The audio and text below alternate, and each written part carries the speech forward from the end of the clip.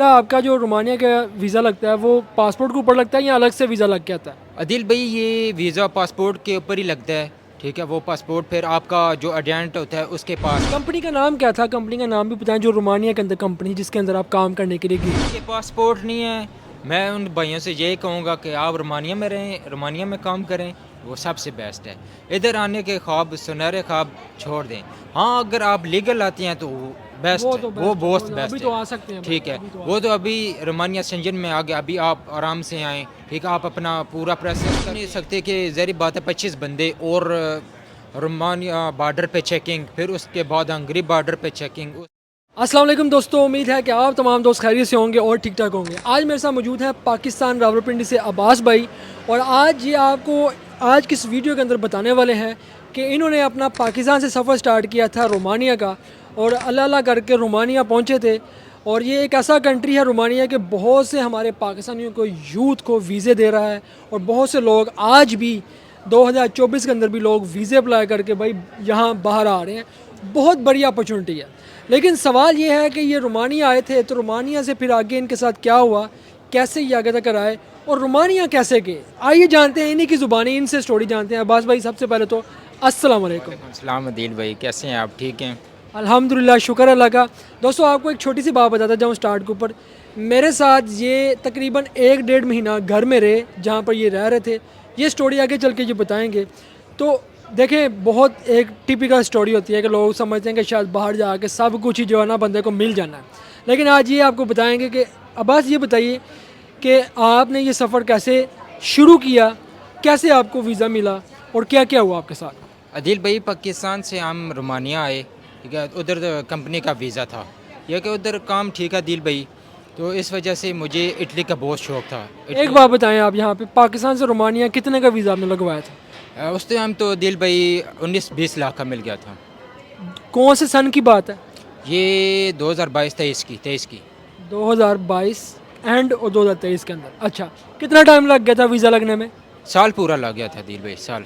ये तो आप लोगों को क्लियर है कि भाई एक पूरा साल आप वर्क वीज़ा अप्लाई करते हैं किसी भी कंट्री के लिए, एक साल आपको नॉर्मल लग जाता है, ये याद रख लें। उसके बाद मेरा इंटरव्यू हुआ दिल भाई। तो इंटरव्यू में उन्होंने मुझसे क्वेश्चन पूछे फैक्ट्री के बारे में कि आप पाकिस्तान में क्या काम जॉब करते थे। ठीक है, आपने वीज़ा कहाँ से हासिल किया, उस एजेंसी का क्या नाम था, और क्या नाम है, आप पाकिस्तान कौन सी एजेंसी में काम करते हैं, कितना काम करते रहे, कितना टाइम आप काम करते रहे। तो ये आपने फिर क्या बताया उनको? मैंने बताया कि मैं एक रावलपिंडी एक लॉजिस्टिक कंपनी थी, लॉजिस्टिक, उधर मैं काम करता रहा हूँ। तकरीबन एक साल मैंने काम किया है। ठीक है, तो उन्होंने एक सवाल किया था कि जो रोमानिया के बारे में जो लोग हैं उनके बारे में उन्होंने सवाल किया था कि रोमानिया के कैसे लोग हैं। मैंने कहा अच्छे हैं, ऑनेस्ट हैं। ठीक है, तो कहता है कि आपको कैसे पता कि अच्छे हैं और ऑनेस्ट हैं, क्योंकि वो ज़ाहिर बात है आप सवाल करते हैं। तो मैंने बोला कि मैंने छोटी छोटी वीडियो क्लिप देखे हैं। आप समझते हैं कि ज़ाहिर बात है, मैंने गूगल पे, यूट्यूब पे छोटे छोटे उनके वीडियो क्लिप रोमानिया के लोगों के देखे थे। ठीक है, तो वो कहता है कि अच्छा ठीक है, आपने वीडियो देखी है? मैंने कहा नहीं, मैंने वीडियो नहीं देखी, मैंने छोटे छोटे वीडियो क्लिप देखे हैं। कहता है सही है। कहता है एक मस्जिद किधर है, रोमानिया में मस्जिद किधर है? मैंने कहा मुझे इस बारे में नहीं पता। कहता है ये ठीक है, क्योंकि मैंने अपने दिमाग से थोड़ा सा काम लिया है। अगर मैं बोल देता कि इस सिटी में, इस सिटी में, वो कहता है किस जगह पे है, कौन सी जगह पे, नाम क्या है, मैं इधर फंस जाता। यही बात है। अच्छा, उसके बाद कितने सवाल टोटल उन्होंने आपसे किए थे और कितने लोग थे इंटरव्यू लेने वाले? अदिल भाई, लोग तो तकरीबन मेरे साथ 10 बंदे थे, 10 बंदे।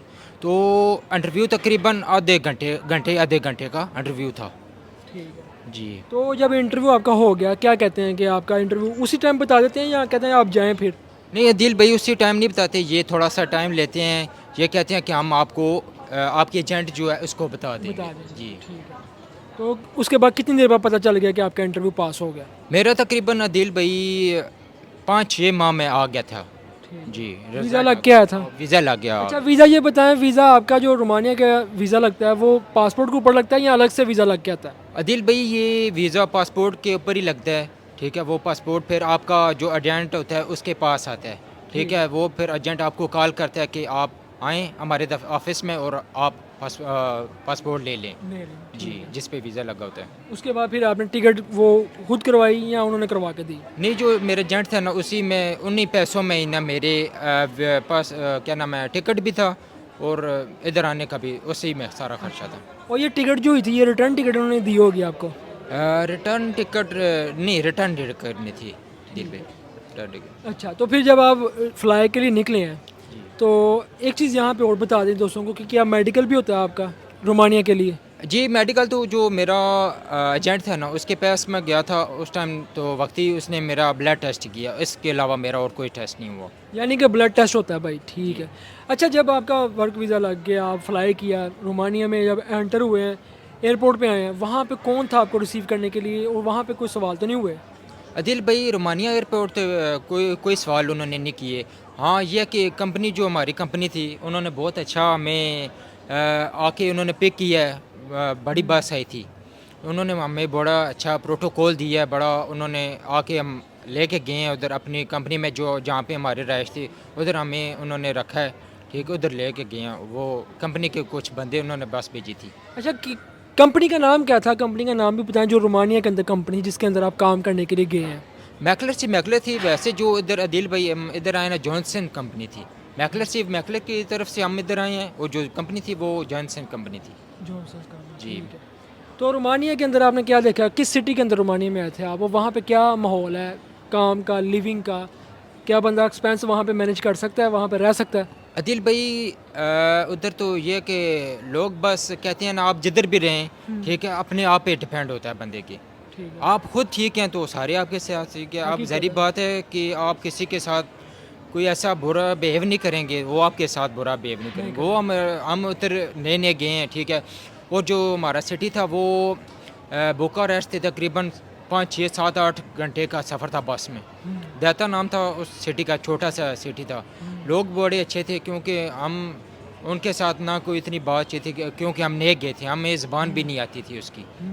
तो इस वजह से यह कि लिविंग का तो बस ठीक है, ये है कि वो लोग जो हैं अपने काम से काम रखते हैं बस। ठीक हो, ज़बरदस्त।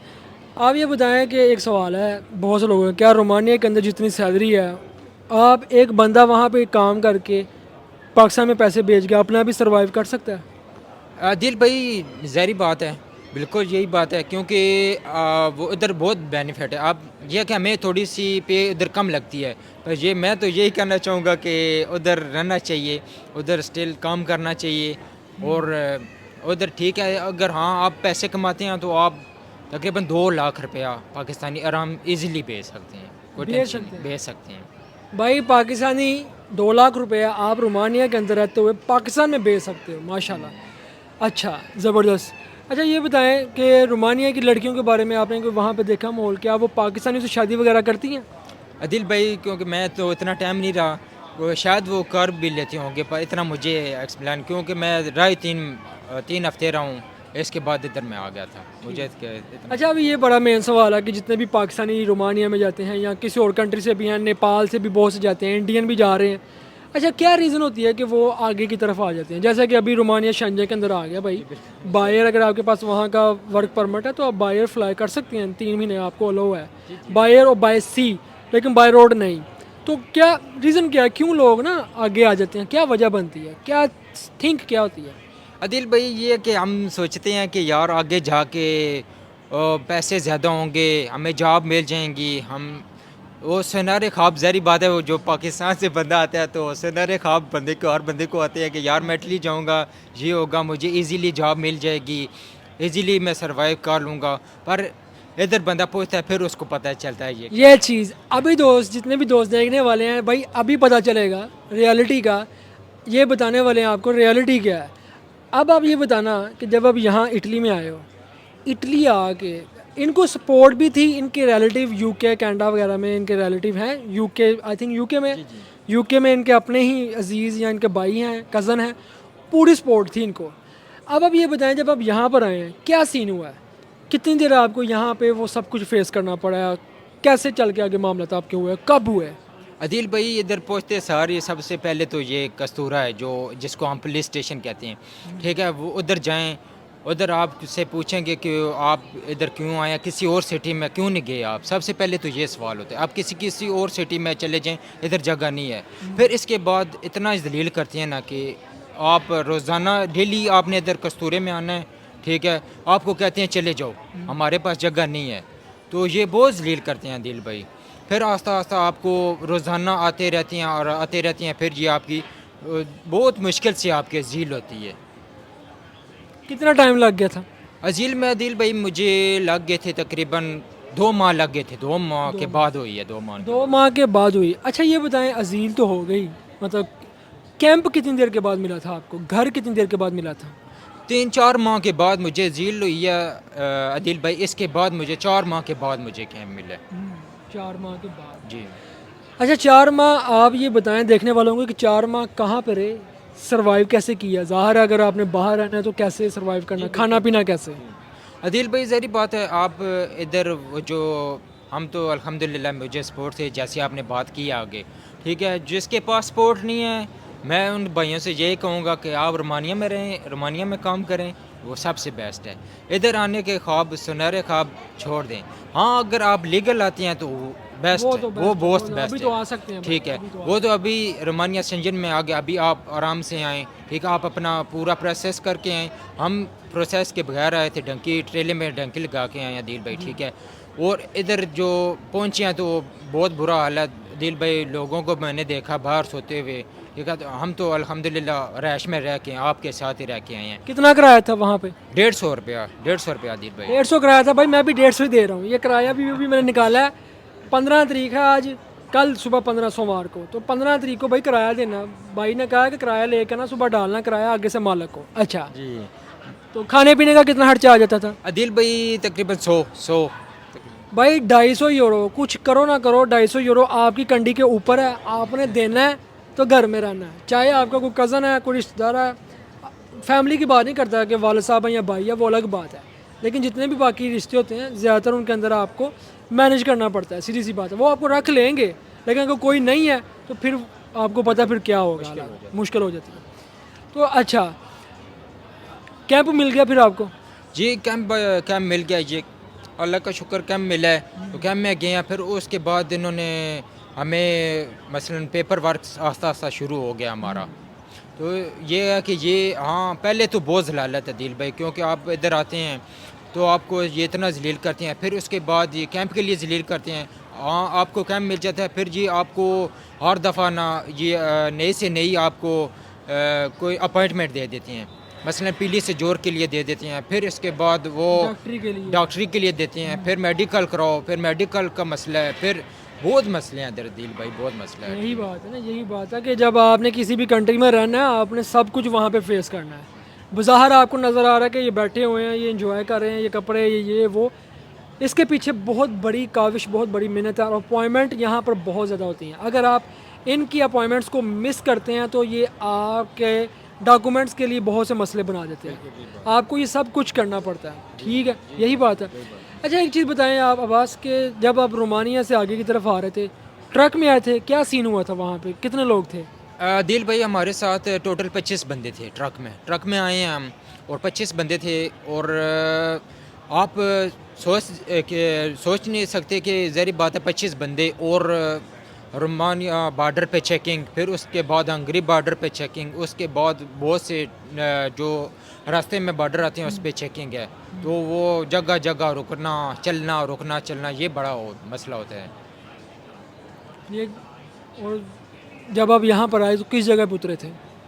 हम दिल भाई उसने आके ट्रेले वाले ने, ट्रक वाले ने आके उसने हमें त्रिस्ते बॉर्डर पे उतारा था। त्रिस्ते ये उस वक्त की बात है, लेकिन अभी के मैं आपको हालात बताता हूँ कि अभी जो भी यहाँ यूरोप के अंदर सीन चल रहा है ना, तो इन्होंने अपने तमाम बॉर्डर्स के ऊपर फोर्स, पुलिस वगैरह खड़ी कर दी है। और अभी जो भी आते हैं उनको पकड़ के वापस भेजते हैं, या उनको आने ही नहीं देते, या अगर पकड़ा जाए तो उनको डिपोर्ट कर देते हैं, वापस जहाँ से आए उधर वापस भेज देते हैं। ये अभी इतनी सख्ती की हुई है, क्योंकि अभी इलीगल बहुत से लोग हैं जो आने की कोशिश अभी भी कर रहे हैं, लेकिन उनके लिए बड़े मसले बनते हैं, बहुत ज़्यादा मसले बनते हैं। वो रह जाते हैं, उनके साथ कोई ना कोई बहुत बड़ा मसला बन जाता है जो वो बता भी नहीं सकते कि हमारे साथ क्या हो गया। तो इसलिए अभी लीगल आना आसान है। जैसे कि रोमानिया अभी शेंजन में आ गया, तो आप भाई बाहर आएँ, आके यहाँ पे वर्थ देखें। आप पूछते हैं कि इटली क्या है क्या नहीं, हम तो बताते हैं। आप रोमानिया के अंदर हैं, शेंजन के अंदर आप आ चुके हैं, वर्क वीज़ा आपके पास है, लीगल है। आप यहाँ आएँ, विज़िट करें, यहाँ की आबो हवा, यहाँ का माहौल, यहाँ के लोगों को देखें, काम को देखें। अगर आपको ये सारी चीज़ें समझ में आती हैं तो फिर आप ठीक है, आप स्टेप उठाएँ। अगर आप आना चाहते हैं तो फिर आप आ जाएँ यहाँ पर, क्योंकि आप लीगल हैं तो आप आ सकते हैं। लेकिन अगर आपको नहीं समझ आती, आप देखते हैं कि यहाँ सर्वाइव करना बहुत मुश्किल है और यहाँ पर लीगल सबसे पहले बात है कि आपका लीगल यहाँ पर होना बहुत ज़रूरी है, तो ये इसके बाद फिर स्टेप चलते हैं। अब आज आप ये बताएं एट द एंड कि आप यहाँ पर आए हैं, अभी कितनी देर हो गई टोटल इटली में आए हुए? 8 माह हो गए हैं दिल भाई, 8 माह के अंदर आप ये बताएं दोस्तों को कि आपने अभी तक कोई काम स्टार्ट किया? अदिल भाई काम तो स्टार्ट किया है, पर यहाँ पे जो बंदे हैं जो आपके ठेकेदार हैं, ठीक है, वो सबसे पहले तो आपको पे नहीं देते। जो कॉन्ट्रैक्ट करते हैं वो भी 2 नंबर करते हैं। कोई जो ठेकेदार होते हैं वो सही कर लेते हैं, जो सही नहीं होते वो सही नहीं करते। और आपका सबसे मेन मसला यह है कि आपको पे टाइम पे नहीं मिलती, टाइम पे नहीं मिलती। ये मसले हर जगह पे हैं, ठीक है, क्योंकि आप नए आते हैं, आपको ज़ुबान नहीं आती, तो आपको ये सारे मसले फेस करने पड़ते हैं। 8 माह हो गए हैं आपको इधर इटली के अंदर, तो यानी कि मैं कह सकता हूँ कि 8 माह के अंदर अभी तक इन्होंने कुछ भी नहीं किया, कुछ भी नहीं किया। यही एक रियलिटी है कि कोई भी बंदा यहाँ जब यूरोप में आता है ना, तो उसको यहाँ आके सेटल होते हुए किसी भी कंट्री में चले जाएँ 2 साल तो लगेंगे।